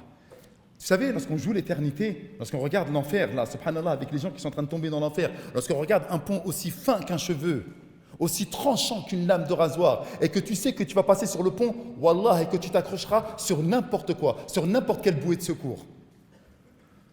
Qu'Allah nous préserve, vitamine les frères. Donc lorsqu'il faudra le lever, lève-toi. Et s'il est encore énervé, tu lui dis frérot, Frérot, hein, tu le parles comme si c'est ton pote. Enfin, frérot, c'est pas mon fils. Eh frérot, Yawm al-Qiyamah, tu viendras pas me voir. Je t'aime, mon fils. Mais Wallah, Yawm al-Qiyamah, tu viendras pas me voir. Tu te lèves et tu viens prier. Si tu peux à la mosquée, tant mieux, mais sinon, tu pries à la maison. Mais levez-les. Levez-les, vos enfants. Pourquoi je vous dis ça? Wallah, que la prière, c'est une chose trop importante. Nous, on n'a pas donné à nos enfants, parce que lorsque tu te lèves, qu'est-ce que tu montres en fait à ton fils? Eh mais Wallah, mon père, il ne me lâche pas sur la prière. C'est que c'est vraiment quelque chose d'important. Ce n'est pas une mince affaire, la prière. La prière, c'est une relation avec le maître des cieux et de la terre, Allah. La prière, c'est le tawhid le plus abouti. Lorsque je suis en galère, je me prosterne. Lorsque je veux une femme, je me prosterne. Lorsque je suis malade, je me prosterne. Lorsque j'ai besoin de la guérison, je me prosterne. La prière, c'est le lien qui te lie avec Allah subhanahu wa ta'ala. Et Luqman, il a bien compris. Aqim as-salah, accomplis la prière. Il ne lui a pas dit salli, il ne lui a pas dit prie. Il lui a dit aqim as-salah, accomplis la prière. Accomplis. Ça veut dire fais la prière de la plus belle des manières. Pas comme nous, Allahu Akbar, Sami Allah, Alhamdulillah, subhanahu wa ta'ala. Qu'est-ce que tu racontes? On se dépêche, vite, il faut que je me débarrasse de la prière. Aqim as-salah, c'est accomplir la prière de la plus belle des manières. Subhanallah, interpelle ton Seigneur, parle-lui. Vide ton cœur. Raconte-lui tes détresses. Ya Allah, je l'aime trop cette fille, elle est trop belle, Ya Allah. Fais en sorte qu'elle se rapproche de moi. Wallahi huwa yahulu bayna al-mar'i wa qalbi. C'est lui qui s'interpose entre l'individu et son cœur. C'est Allah, Jalla fi'ula. C'est lui qui détient les cœurs de chacun d'entre nous. Mais lorsque vous allez chercher les causes en oubliant le maître des causes, en vous délaissant de la prière ou en ne faisant pas la prière à l'heure, wa aqim as-salah, c'est également de faire la prière à l'heure.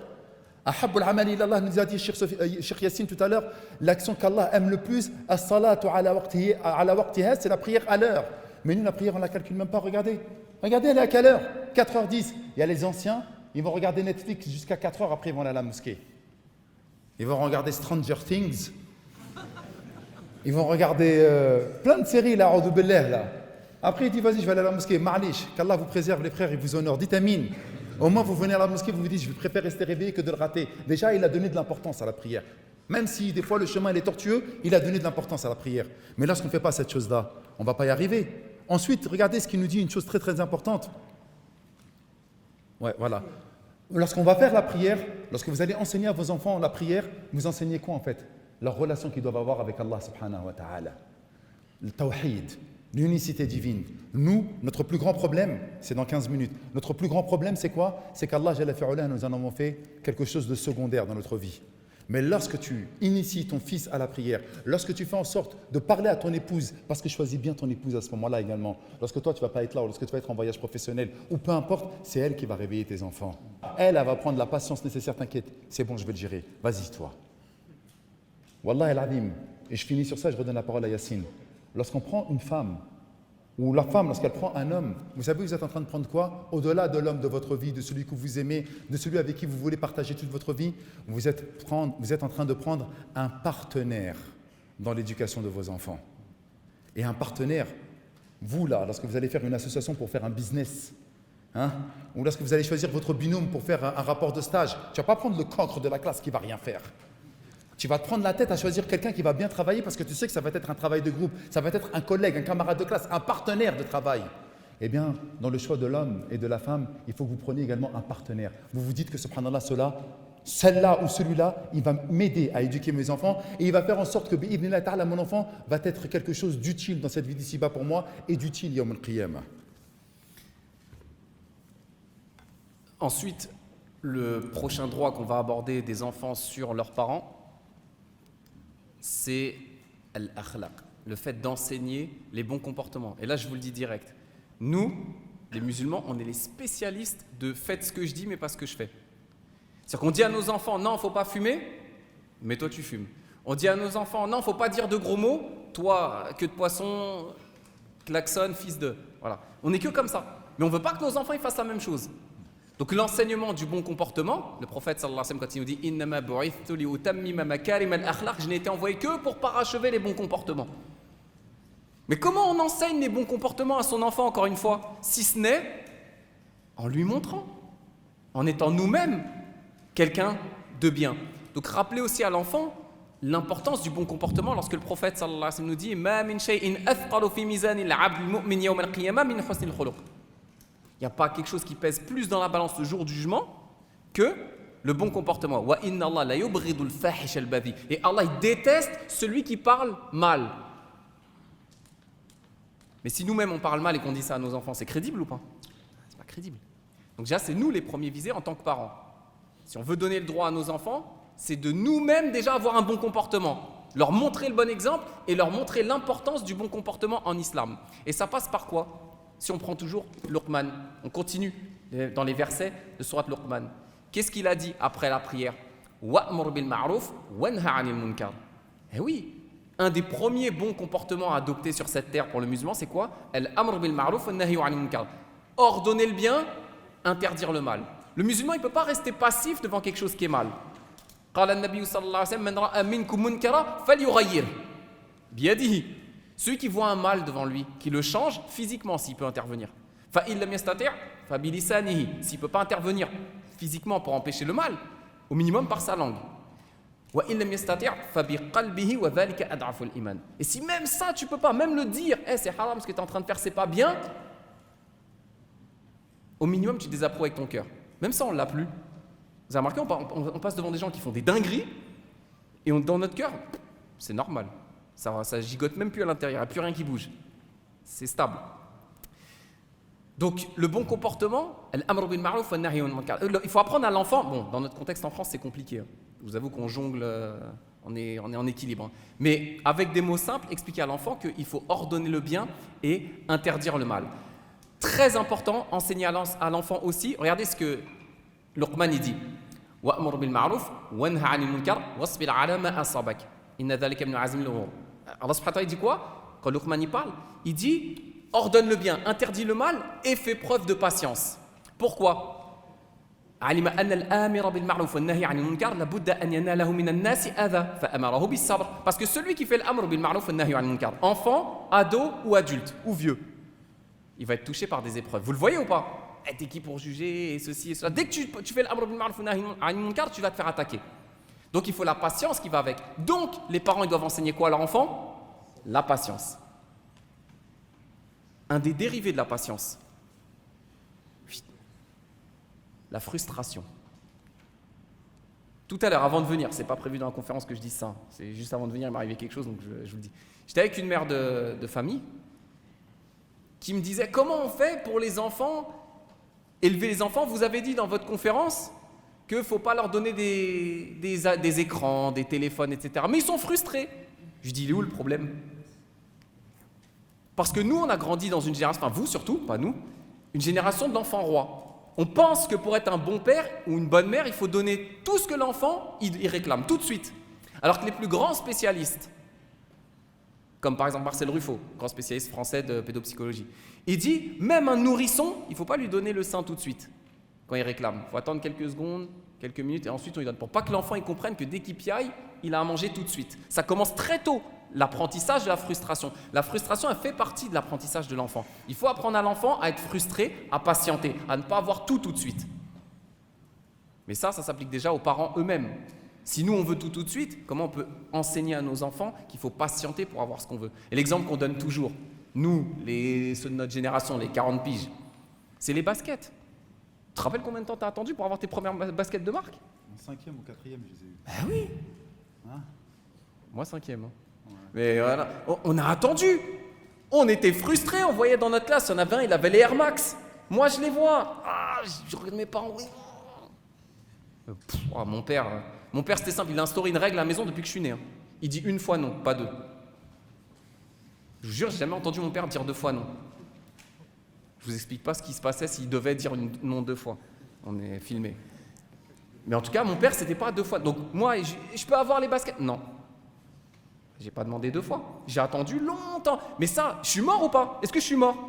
Est-ce que si votre enfant a 12 ans, il n'a pas de smartphone, il va mourir? Il va être frustré? Oui, il va être frustré. Bah, alhamdoulilah. Il va apprendre la frustration.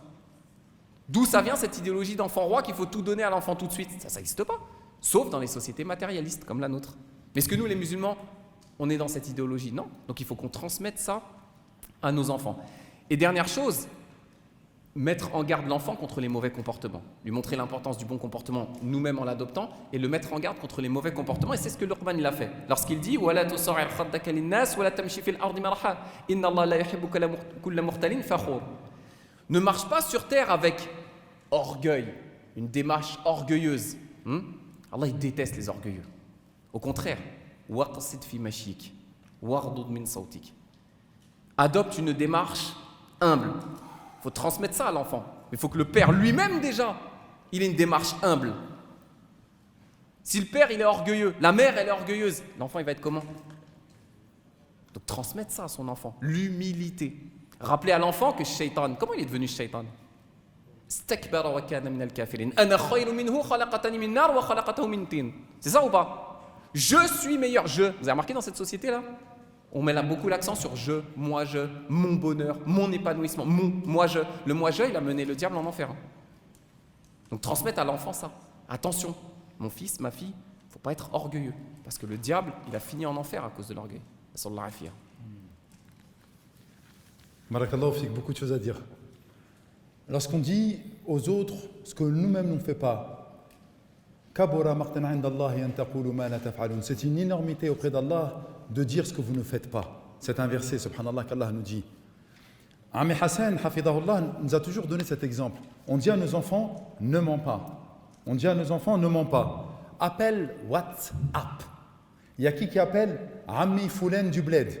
Le papa, il ne veut pas lui parler. Il dit quoi à son fils? Dis-lui que je ne suis pas là. Qu'est-ce que je viens de faire? Je viens de mentir.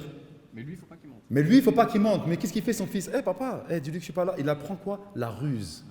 Ah, il a rusé, papa. Dis-lui que je ne suis pas là. Mais si papa, t'es là, dis-lui que je ne suis pas là. Ah, mais ouais, mon père, il n'est pas là. Tu viens de lui enseigner le mensonge à l'état pur. Eh oui, on ne se rend même pas compte. Ne conduis pas n'importe comment, ne fais pas ci, ne fais pas ça. La cigarette, combien de nos papas sont en train de fumer? Mais nous, on ne fume pas devant papa. Ah, faut pas fumer, t'es fou, c'est le respect, Zarma, c'est le respect. Mais quel respect? On se met des films dans nos têtes, on se met des carcans, on se fait des matrices qui n'ont pas lieu d'être, les frères. La première des choses, n'oublie jamais, comme il a dit tout à l'heure, que les enfants, vous avez été des éponges de vos parents. Vous savez votre caractère, votre manière de parler, votre manière de vous asseoir, votre manière de réfléchir. Vous êtes malheureusement une empreinte, une photocopie quelque part de vos parents. Alors, bien entendu, vous avez toujours le choix. La preuve, elle est là, à ma droite. Masha'Allah, Yassine, mais de son ancien prénom? Jonathan. Qu'est-ce qu'il a fait qu'à un moment ou à un autre? Il n'a pas reçu une éducation islamique, mais il a réfléchi. Allahu Akbar. C'est ça que j'aime dans l'islam, c'est exceptionnel. Oui, nous avons des influences, mais le choix, il revient perpétuellement à nous. Allah, il est juste. Il a réfléchi, il a dit, c'est quoi ma vie? C'est pas ça que j'ai envie. Donc, à un moment ou à un autre, il a dit, c'est ça l'islam. Mais les parents, ils ont un grand, comment dirais-je, dawr. Ils ont une grande responsabilité. Ensuite, il y a une chose qu'on ne fait plus à nos enfants, c'est de leur enseigner la justice. Et patiente sur ce qui va t'arriver. Vous savez très bien que maintenant on dit quoi à nos enfants? Fiston, oh là là là là, t'approches pas de ça, c'est une catastrophe.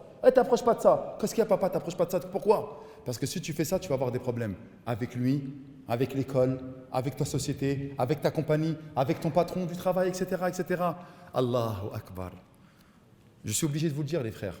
On marche sur des œufs.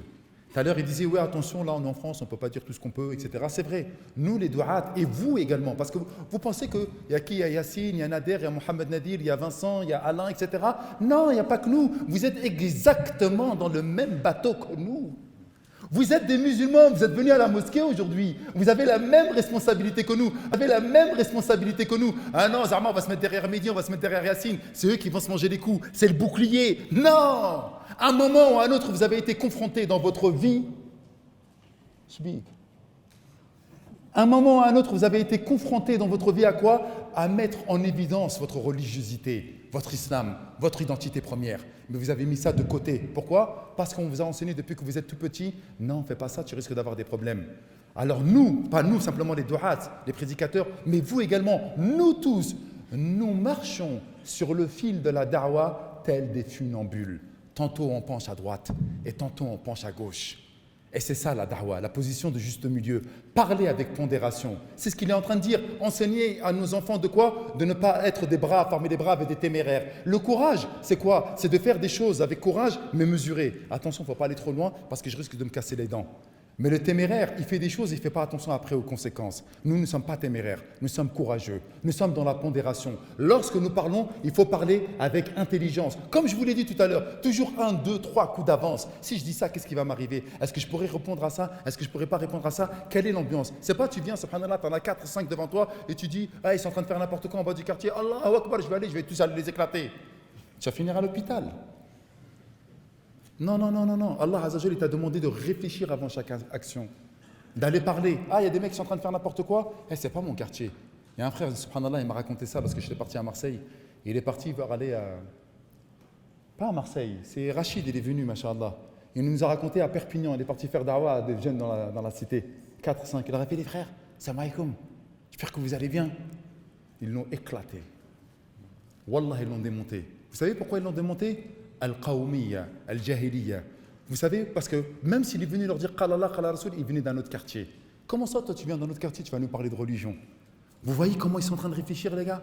Donc, lorsque toi, tu vas parler d'Allah, Azza wa Jal, parce que c'est ça qu'il nous dit Luqman, vous êtes des musulmans, vous êtes venus ici, c'est un cadeau empoisonné. Chaque fois, je le dis, si vous venez ici, que vous mettez en application ce que vous avez entendu, mashallah, avec tout ce que vous avez, toutes les personnes qui ont parlé, bi'idhnillah ta'ala, ça sera dans la balance de vos bonnes actions, yawm al-qiyamah. Mais si vous venez, vous avez entendu et vous avez su, mais que vous ne mettez pas en application, qu'est-ce que vous allez dire à Allah, yawm al-qiyamah? Qu'est-ce que vous allez dire? Parfois, vous allez être dans une situation où vous pouvez changer les choses. Mais pour un confort matériel et personnel, vous allez vous taire sur une vérité. Mais attention, on ne dit pas qu'il faut être téméraire, comme je l'ai dit tout à l'heure, mais parler avec pondération. Si je peux le changer avec l'action, c'est mon petit frère qui fait n'importe quoi, je l'ai vu avec un joint dans la main. Viens là, toi, qu'est-ce que tu es en train de faire? T'es sérieux ou quoi? Ton petit frère, tu as une autorité sur lui, tu peux changer la donne.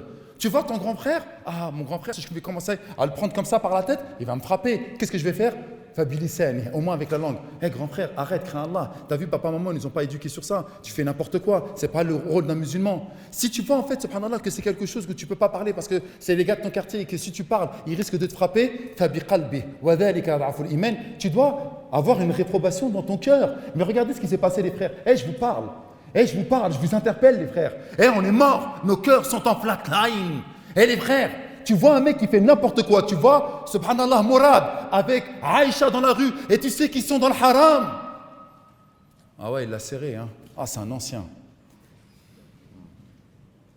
Tu n'es même plus dans la réflexion qu'un musulman, subhanallah, te dit, mais c'est pas bien ce qu'ils sont en train de faire, ils sont dans le haram. Ils n'ont pas le droit de faire, ils sont dans une situation qui n'est pas correcte. Hein?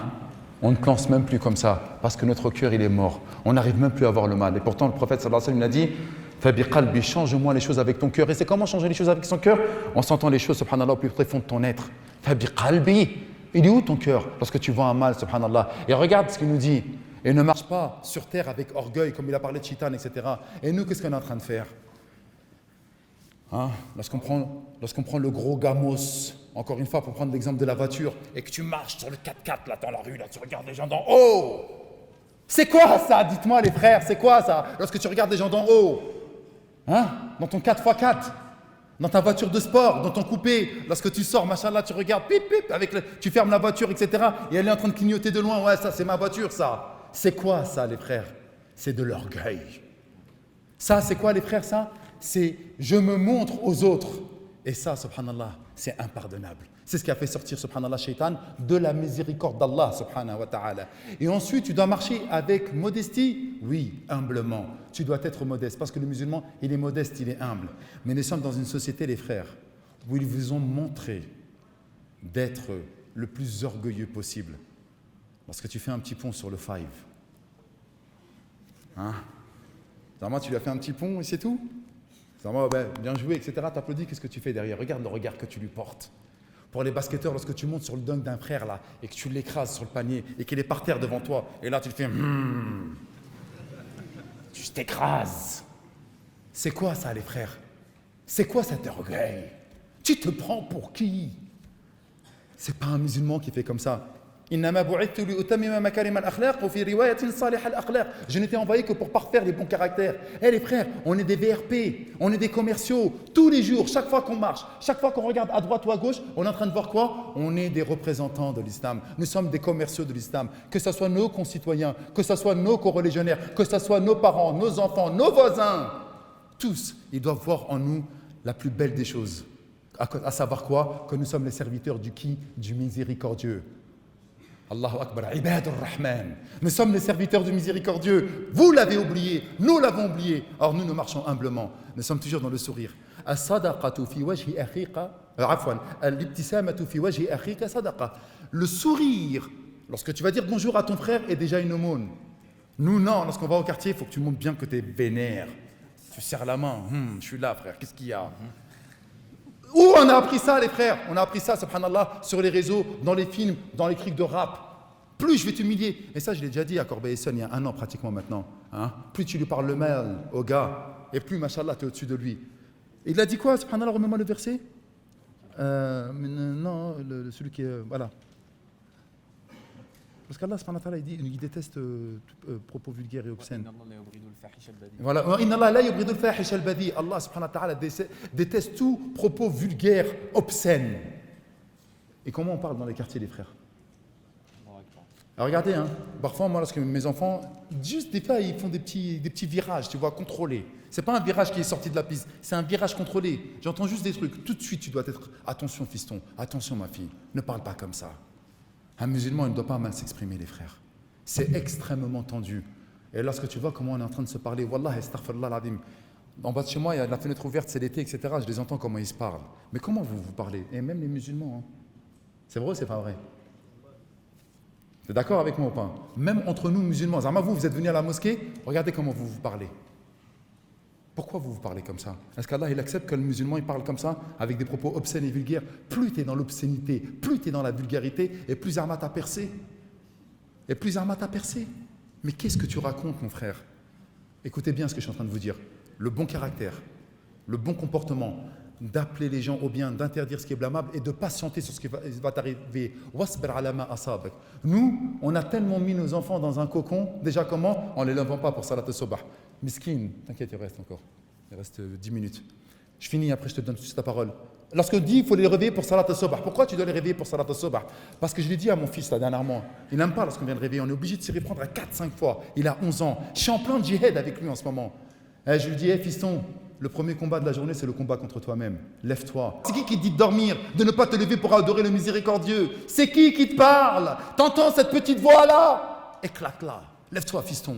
Te laisse pas avoir. Wallah el-Adim que je lui dis ça. Fiston, le premier combat de la journée, c'est lorsque tu vas te lever contre toi-même. Le plus dur des combats, c'est pas contre Shaitan. Tu dis, A'udhu billahi minash shaitanir rajim, il part en vitesse. Le plus dur des combats, c'est le combat contre toi-même. Oh là là là là. Tu vois la petite voix qui t'entend, vas-y, c'est bon, la couette, elle est bien là. T'as vu, t'as bien de regarder, tu viens d'enchaîner deux épisodes de 1 heure. Et ça s'est arrêté sur un moment de suspense, de fou malade. Qu'est-ce que tu as envie de faire, toi? Ça y est, tu viens de passer 2 heures, frère, lâche le mic, lâche le Netflix, passe à autre chose, va lire un bouquin, va sortir, fais un petit peu de sport. Mais le troisième, tu vois cette petite voix, vas-y, écoute, regarde ce qui se passe derrière. Ferme ta bouche, j'y vais pas. Cette petite voix-là, elle nous fait trop de tort, les frères. C'est ça que vous devez combattre. Vous n'arrivez pas à vous lever 4h10? Il faut que tu combattes cette petite voix. Le premier combat de la journée, c'est le combat du sobah. Et lorsque vous faites ça, c'est pour ça que je dis à mes sœurs et à mes frères, posez la question aux filles là. Est-ce que les filles elles se lèvent? Tu ne maries pas avec une fille qui se lève pas pour sobah. Hein. Je vous le dis les sœurs, je suis désolé si vous ne vous levez pas. Vous ne mariez jamais avec une fille pareille. Jamais. Pareil les sœurs, ne vous mariez jamais avec un frère qui ne se lève pas pour sobah. Parce que ce gars-là, il n'arrive même pas à se combattre lui-même. Il n'arrive même pas à combattre son sommeil. Il a déjà perdu. Écoutez-moi bien, chaque jour qui passe, chaque matinée que vous êtes levé et que vous ne vous êtes pas levé pour salat al-sobah, vous vous êtes levé avec une défaite. Ma sœur, tu te maries avec un perdant. Mon frère, tu te maries avec une perdante. Elle n'arrive même pas à se combattre elle-même et tu penses qu'elle va éduquer tes enfants. Mais vous êtes fous. Vous êtes complètement fous. Les frères, salat al-sobah, c'est extraordinaire. C'est ça la patience. On apprend déjà à patienter. Et apprends à ton fils à patienter. Ton fils, il a les oreilles comme Jumbo. Tu vois, il a des grosses oreilles parfois. Il est dégoûté. J'ai pas envie d'aller à l'école. Il se moque. Mon fils, vas-y, avec tes oreilles de Jumbo. T'inquiète pas. Accepte.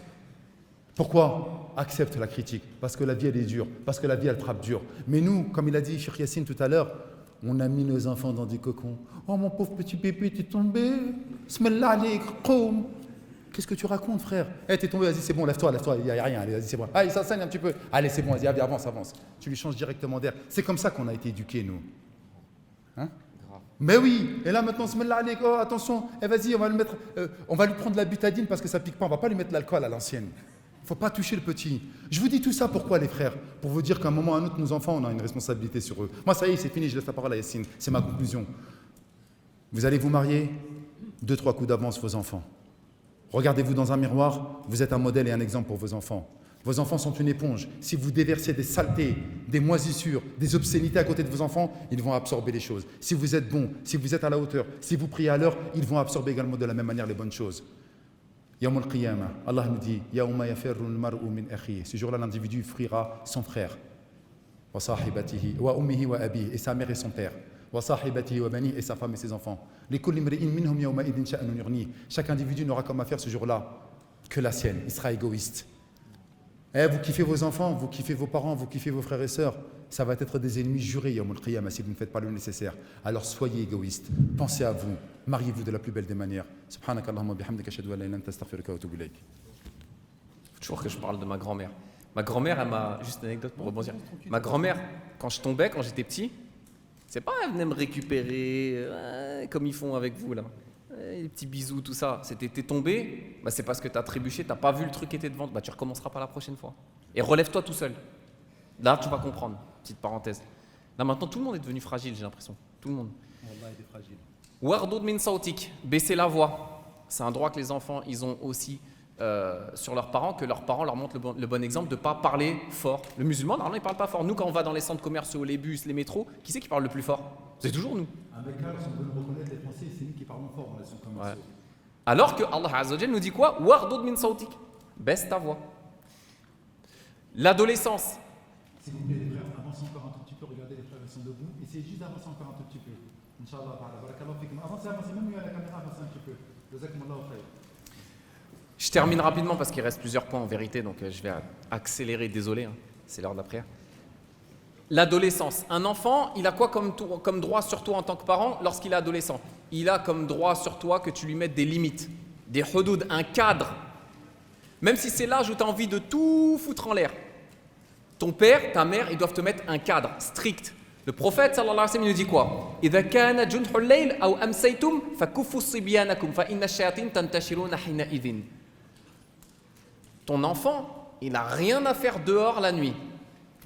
Le prophète sallallahu alayhi wa sallam dit quoi? Quand la nuit est tombe, gardez vos enfants à la maison. Pourquoi? Parce que la nuit, les diables se répandent. Vous croyez que vos enfants, vous en tant que jeunes, vous croyez que vous allez trouver qui dehors la nuit? Des anges? Il y a des anges la nuit à minuit à la cité. On y a été avant vous, hein. On le sait. Il n'y a que des diables. Donc c'est les parents qui doivent fixer un cadre. Tu ne sors pas la nuit. Zid, tu ne sors pas, même la journée, sans enfermer son enfant. Mais même la journée, faire prendre conscience à l'enfant que normalement, on n'a pas en tant que musulman à traîner dehors. Regardez le prophète sallallahu alayhi wa sallam quand il nous dit Iyyakum al-julus fit turuqat. Méfiez-vous de vous asseoir sur la voie publique. Comment on pourrait le traduire de nos jours? Traîne pas dehors. Quand les compagnons se sont dit Ya Rasulallah, ma lana min majalisina bud natahaddathu fiha. Mais on a nul endroit, on a nulle part pour se réunir et discuter entre nous. Donc on se réunit dans la rue, entre nous. Le prophète sallallahu alayhi wa sallam leur a dit quoi? فَإِذَا أَبَيْتُمْ إِلَّا الْمَجْلِسِ فَأَعْطُوا الطَّرِيقَ حَقَّهُ. Si vraiment vous ne pouvez pas faire autre chose que traîner dehors, entre guillemets, eh bien donnez à la rue son droit. Et quand les compagnons ils ont demandé au prophète sallallahu alayhi wa sallam c'est quoi la rue, le droit qu'elle a sur nous, il a dit vas-y. Le frère a 207 crises qui prend la place de handicapé et un handicapé ne passe derrière. Donc, avec la vie, on peut passer entre voitures. Est-ce qu'il demande ça? 207 grises. 207 grises. 207 grises. On est obligé d'appeler la police. La plaque. La plaque. Non? Faut dire la plaque. Ici. 207. Oui, il sait. La place d'handicapé. Il sait. Donc, Donc le droit que la rue elle a sur nous, et ça c'est les parents qui doivent transmettre ça à leurs enfants. Le prophète sallallahu alayhi wa sallam nous dit quoi? Raddul basar, baisse ton regard. Allah subhanahu wa ta'ala dit dans le Coran et dit aux croyants de baisser leur regard. Donc ton enfant déjà il n'a rien à faire dans la rue, mais si vraiment il doit s'y trouver, qu'il baisse les yeux. Kaful adha, qui s'abstienne de nuire à son environnement, en salissant, en dérangeant les voisins, etc. Ça c'est les parents qui doivent mettre le cadre. Parce que l'adolescent, lui, par définition, il est en mode rébellion. On pourrait expliquer pourquoi, les hormones, etc. On n'a pas le temps et ce n'est pas le sujet. Mais l'ado, il est en rébellion perpétuelle contre ses parents. Mais les parents, ils doivent imposer un cadre. Wa salam, rendre le salam, wal amru bil ma'ruf, wan nahyu 'anil munkar. Ah, c'est là que je voulais en venir. Et ordonner le bien, interdire le mal. Si tu te trouves dans la rue que tu as bien été éduqué, comme Luqman, il a éduqué son fils, et que depuis tout petit, on t'a appris à faire al-amr bil ma'ruf wa nahyu 'anil munkar. Si tu te trouves dans la rue et que parmi tes potes, il y en a un qui fait un truc chelou, qui va intervenir? C'est toi le premier qui va intervenir. Parce que tu auras été bien élevé. Deux derniers points. Al-haya, la pudeur. Les parents, ils ont un rôle, et c'est une obligation que les enfants ont sur leurs parents, que les parents leur transmettent le principe de pudeur. Le prophète sallallahu alayhi wa sallam il a dit c'est shu'batun min al-iman. C'est une des branches de la foi, la pudeur. Et c'est aux parents d'enseigner cette pudeur. Il y a deux types de pudeur.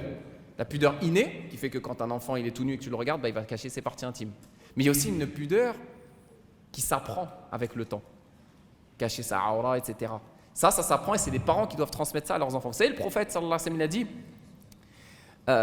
Mimma adraka an-nas min kalam an-nubuwwati al-ula illam tastahi fasna' ma shit. Si tu n'as pas de pudeur, fais ce que tu veux. Pourquoi? Parce que c'est la pudeur qui va t'empêcher de désobéir à Allah Azza wa Jalla et de t'exposer n'importe comment.